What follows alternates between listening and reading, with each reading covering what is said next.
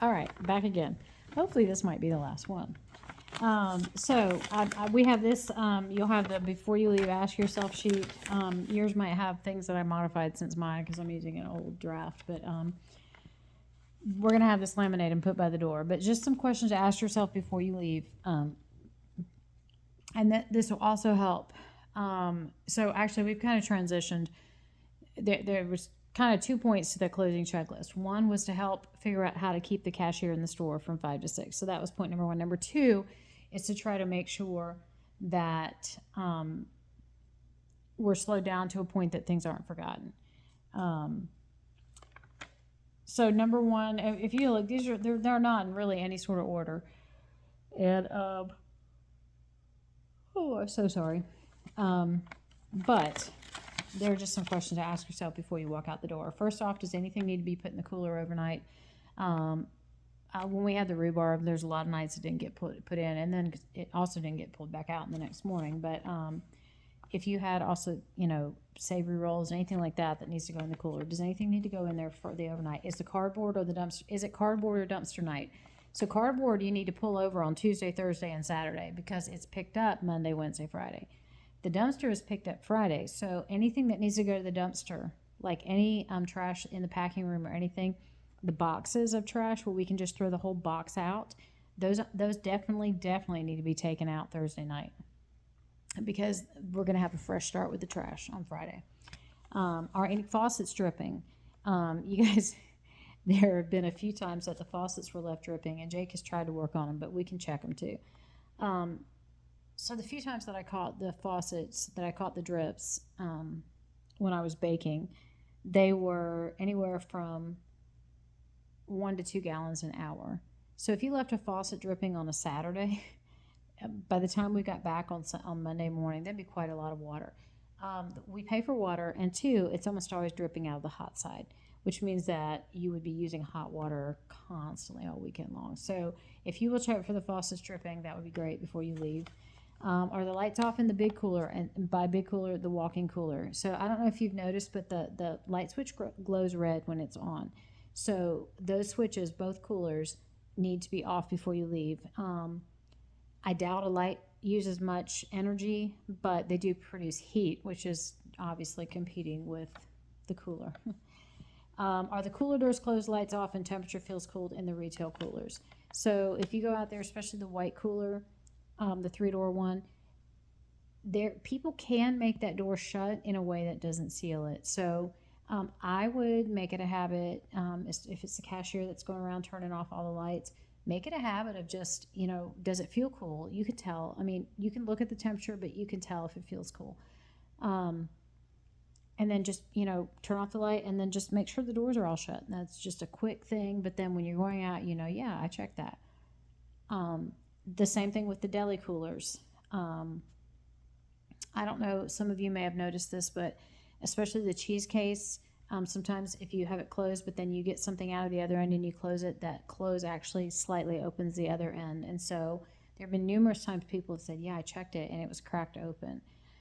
I am super gratified. Many times I have been called or texted, hey, I'm not sure if the deli cooler is the right temperature, and it'll be in a defrost cycle, or it'll have been unplugged or something. So that is something to check. Matter of fact, actually, I think there was one time it got unplugged and we didn't catch it till the next morning. So see, that puts us all in a really weird spot. So just check that. It's a thermostat. I like it set. Excuse me, I made y'all yawn. I like that thermostat set to 72, especially in the summer. I think that if we have it cooler overnight, then in the day it keeps up a little bit better. Did you check the restrooms? I already told you why. Coffee maker switched to off, again, because Jake wants it to be. Are all the electronics off? All the scales, all the register? I mean, I guess the way I think of it is I don't want people looking in the windows at night seeing things glowing, because to me it's like putting out bait. Did I leave the 24-hour lights on?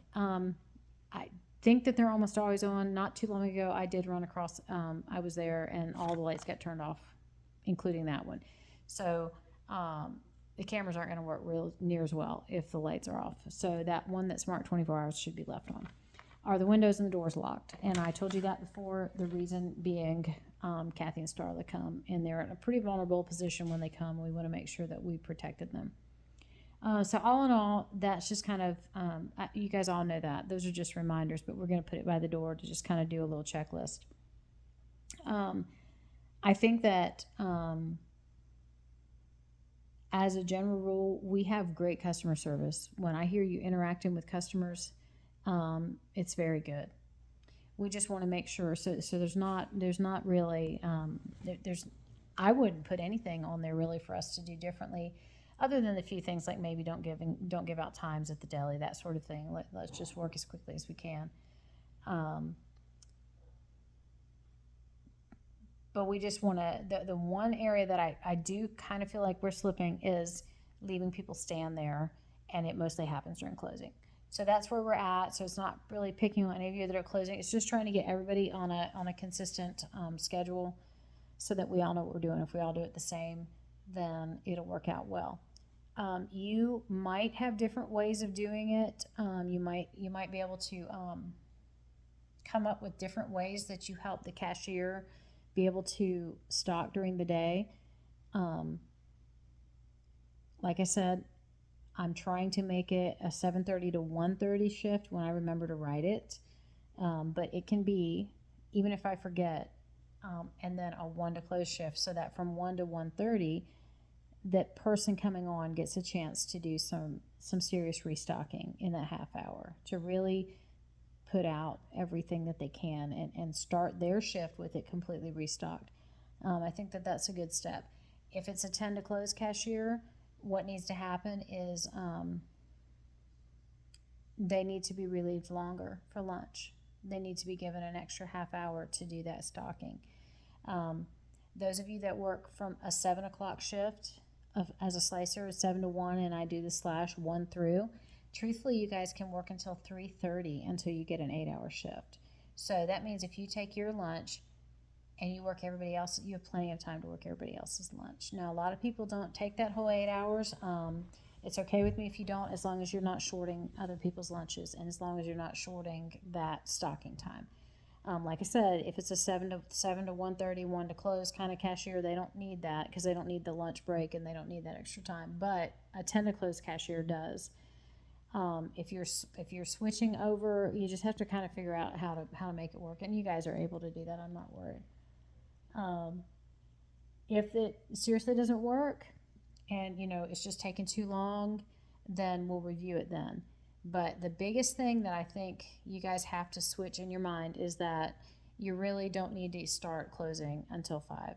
There's not that many things to do, and there's not that many things you can do early, honestly. Especially given the fact that there's almost always something that could be packed. There's, you can be looking toward things for the next day. You can be, I don't even know how to think about it. I mean, cashiers, I guess you can be looking if people are going to need change the next morning. I mean, you could be looking at, I wonder if they need more bags. Maybe I'll bring out another box of bags. They look like they're going to run out tomorrow. I mean, there's a lot of things that you can do if you're forced to look around and see what you can do within your area. So that's where we're at. So hopefully you guys can hear that. I'm aware that it's going to mess up some of your routines, and I just ask that you graciously try this way and see. It'll feel much better to me, because honestly, some of you are probably at the end of the day wondering, why doesn't she leave? Like, just leave. Well, I want to leave, but I'm nervous to leave, because there have been so many times that I've had to help customers in the evening, and so then it leaves me wondering, are they going to be helped if I'm not here? Like, how long would they have stood there if I hadn't been there? So that's, if you want me to leave and let you enjoy being there without me, then that's one good way to do that too, is just to try to get in a habit where I can fully leave, fully trusting that the store's not going to be left unwatched. I didn't even mention theft. I mean, can you imagine? I mean, when nobody's out there, we're just asking for theft. we're basically taunting people, and I don't really want that either. So yeah, thank you for working on that and trying that, and I appreciate that. And again, I'm happy to answer questions if you have them. You can come ask me. You can ask each other. There's a lot of this stuff that I've kind of tried to set little hints and pieces here and there because it has frustrated me for a while, some of it. So this way, this is all out there for everybody, and everybody can try it. I thought through it a lot to try to think through how it could work, and I do think it will work. And I think that the truth is that you're not going to spend much time here. If it takes more than 5 or 10 minutes more, I'll be shocked. And in the meantime, then we will not be leaving customers to feel like they're kind of intruding on our nighttime routine or our closing routine. So thank you for that. I appreciate it. And yeah, you get paid for watching these videos. So, oops, that was my living room. Make sure that you finish the whole thing all the way through. That way I have documentation. It sends me an email that you're done. All right, thanks.